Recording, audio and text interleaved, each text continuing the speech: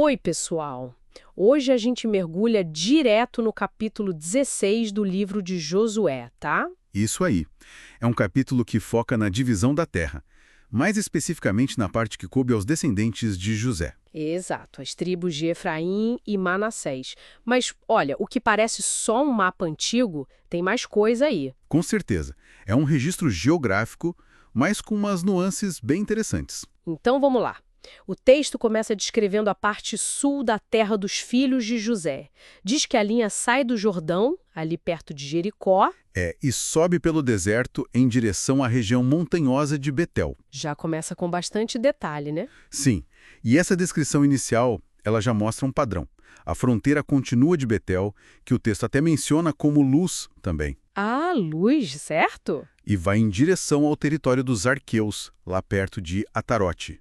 Provavelmente um povo que marcava aquele limite, né? Entendi. Daí desce para oeste, passa por Beter-Orom Baixa, por Gezer e vai até encontrar o mar, o Mediterrâneo. Uau, é uma demarcação bem precisa mesmo.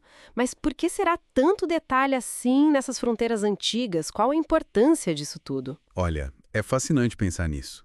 Essa precisão toda, ela devia ter várias funções, né? Primeiro, estabelecer direitos legais claros sobre a terra Ah, claro. e também solidificar a identidade da tribo ligada àquele território específico.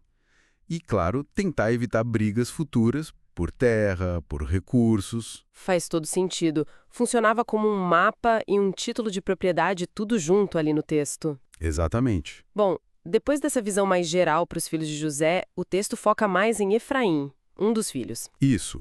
E a descrição da fronteira de Efraim é, assim, ainda mais detalhada.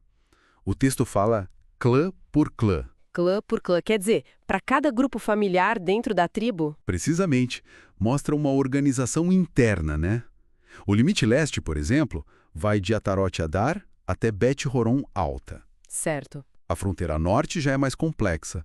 Começa em Mikmetat, aí faz uma curva para leste, passando por lugares como Taanassiló e Janoa. Nossa, é um caminho bem definido, não era só uma área geral, então. Era bem subdividida. Exato. Aí a linha continua descendo de Janoa, passa por Atarote e Naarate, dá uma encostada ali na região de Jericó e volta para o Jordão. E a oeste? A oeste, a fronteira começa em Tápua e segue um ribeiro, o ribeiro de Caná, até o mar. O texto até reforça, né? Esta foi a herança da tribo dos Efraimitas, segundo seus clãs. Entendi. Mas aí tem um ponto que me chamou a atenção. O texto fala que, além dessa área toda, os efraimitas também receberam cidades, com seus povoados que ficavam dentro do território de Manassés. Como assim? Pois é, esse é um detalhe bem curioso. Uma tribo com cidades dentro da outra. Sim, e isso pode indicar algumas coisas, né? Talvez uma relação muito próxima entre as duas tribos, ambas descendentes de José, ou talvez a necessidade de compartilhar algum recurso específico que ficava naquelas cidades, ou, quem sabe, só o reflexo de arranjos locais que não batiam certinho com as linhas gerais da divisão. Mostra que a realidade ali no chão podia ser um pouco mais fluida, né? Do que o mapa idealizado. Exatamente, a realidade prática. E essa complexidade parece continuar, porque o capítulo termina com uma nota bem importante sobre a cidade de Gezer. Ela ficava ali na fronteira oeste, certo? Sim, e esse é um ponto-chave mesmo. O texto diz claramente que os efraimitas não expulsaram os cananeus que habitavam em Gezer.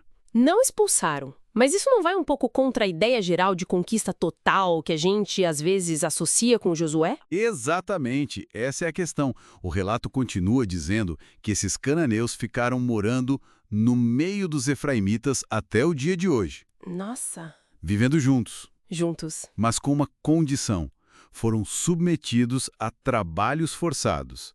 Isso levanta perguntas importantes sobre como essa ocupação realmente aconteceu ali, né? Com certeza. O que o texto descreve é uma situação bem específica: coexistência forçada, um domínio que não foi completo naquela cidade, pelo menos, não foi uma expulsão total ali em Gezer. Entendi. Então, resumindo um pouco o que a gente viu nesse capítulo 16 de Josué, a gente tem, de um lado, um esforço grande para mapear, para definir fronteiras com muita precisão, clã por clã. Isso, um esforço de organização e legitimação. E do outro lado, essa situação particular em Gezer, que mostra uma realidade bem mais complexa, onde a convivência, mesmo que forçada, aconteceu em vez da expulsão completa. Perfeito. E essa tensão, né, entre o plano, o ideal da divisão e a realidade encontrada ali na prática. Isso nos deixa com uma reflexão final que vem direto do texto. Qual seria? Bom, o que essa menção específica da permanência dos cananeus em Gezer, vivendo como servos entre os efraimitas? O que será que isso sugere sobre as dinâmicas reais?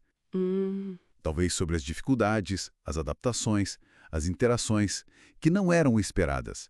Enfim, sobre como foi de fato a ocupação da terra e a relação entre os israelitas e os povos locais, pelo menos como este capítulo específico nos conta. É algo para a gente pensar sobre como esses relatos antigos são multifacetados, né?